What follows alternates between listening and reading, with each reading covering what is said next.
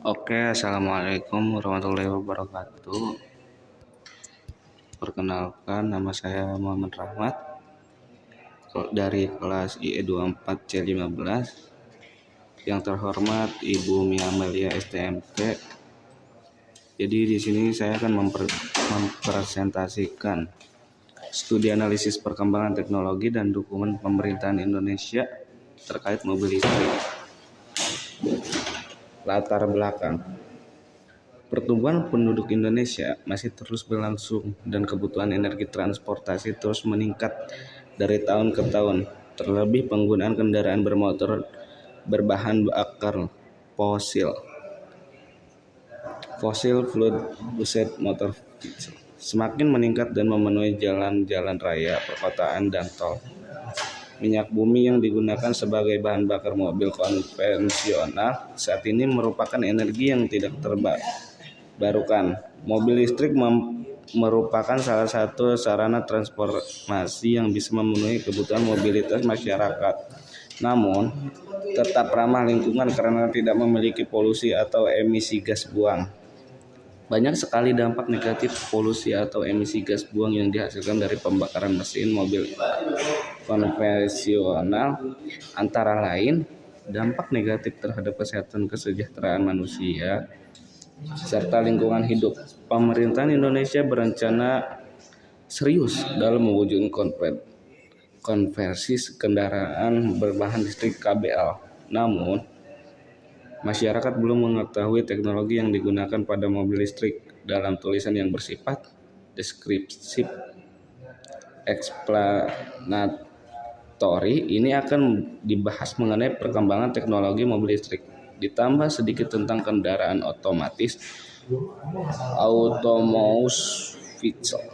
Selain itu juga akan membahas dukungan pemerintah Indonesia terhadap mobil listrik sebagai solusi bagi kekhawatiran masyarakat meningkat fasilitas pengisian umum yang masih minim atas kendaraan mobil listrik. Selain itu, dukungan terhadap kebijakan insentif lainnya pun juga akan dibahas. Dalam artikel ini, kebijakan dan insentif ini diharapkan bisa berdampak signifikan sejalan dengan meningkatnya kesadaran konsumen untuk beralih dari mobil konvensional menjadi mobil listrik.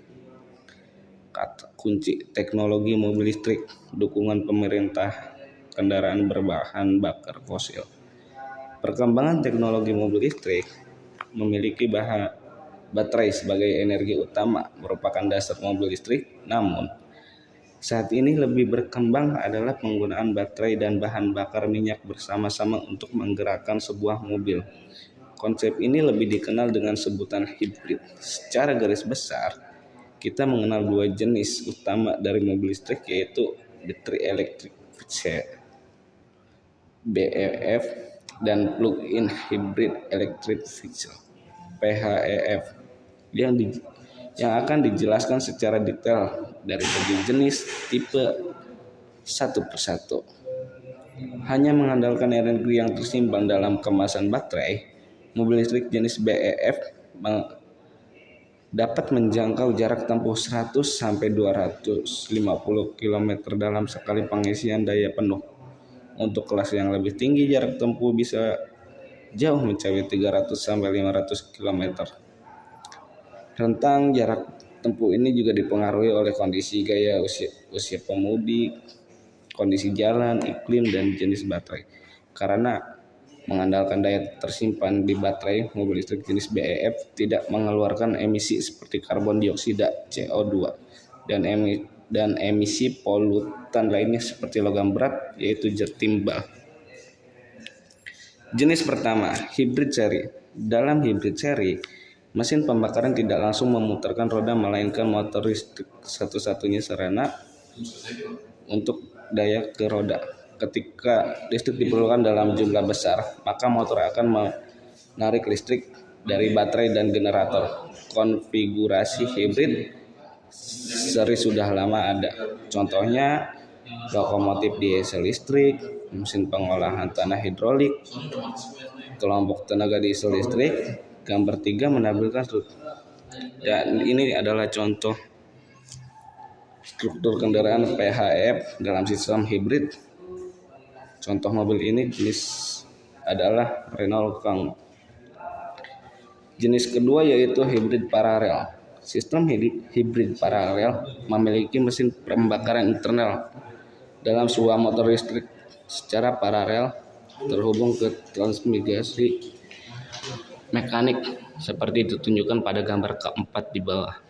Baterai dapat diisi ulang selama berkendara, sedangkan hubungan mekanisnya adalah tetap roda dan motor, dan tidak ada kopling di mana baterai tidak dapat diisi ketika mobil tidak bergerak. Beberapa jenis mobil listrik paralel adalah Honda Civic dan BMW X-Type Hybrid.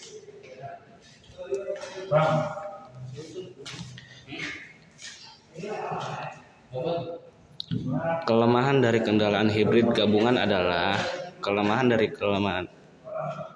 kendaraan hibrid gabungan adalah sistem yang sangat rumit dan lebih mahal daripada hibrid paralel. Efisiensi transmisi powertrain tergantung pada jumlah daya yang dikirimkan melalui jalur listrik. Seperti beberapa konversi masing-masing dapat efisiensi mereka sendiri menyebabkan efisiensi yang dapat rendah 70% dibandingkan dengan jalur murni mekanis 98%. Jadi ini adalah contoh-contohnya. Dan kesimpulannya, penggunaan mobil listrik pertama telah diperkenalkan pada tahun 1828 dan diproduksi pertama pada tahun 1884. Secara garis besar, terhadap dua jenis utama dari mobil listrik yaitu battery electric vehicle BEV dan plug-in hybrid electric vehicle, di mana BEV merupakan mobil listrik yang hanya mengandalkan energi yang tersimpan dalam kemasan baterai, sedangkan PHEV merupakan gabungan dari mobil yang memiliki dua sumber energi, yaitu energi listrik yang tersimpan pada baterai dan sumber energi dari pembakaran bahan bakar minyak. Pemerintah Indonesia sangat mendukung pengembangan dan pemasaran mobil listrik dengan diterbitkannya Perpres No. 55 tahun 2019 tentang percepatan program berbasis baterai untuk transformasi jalan. Pemerintahan berkomitmen dalam pengembangan sistem energi transportasi yang mengaruh pada kebijakan kendaraan berbasis listrik KBL. Salah satu cara agar masyarakat tertarik menggunakan kendaraan berbasis listrik seperti mobil listrik adalah dengan cara memberikan insentif secara pengurangan pajak kendaraan yang bersifat dari program ganjil genap di jalan raya seperti ibu kota negara. Namun di samping itu, pemanfaatan teknologi seperti radar, lidar, ultrasonik, dan kamera berbagai macam sensor untuk mengetahui objek yang di sekitar mobil yang dapat diintegrasikan dengan perangkat lunak software yang terprogram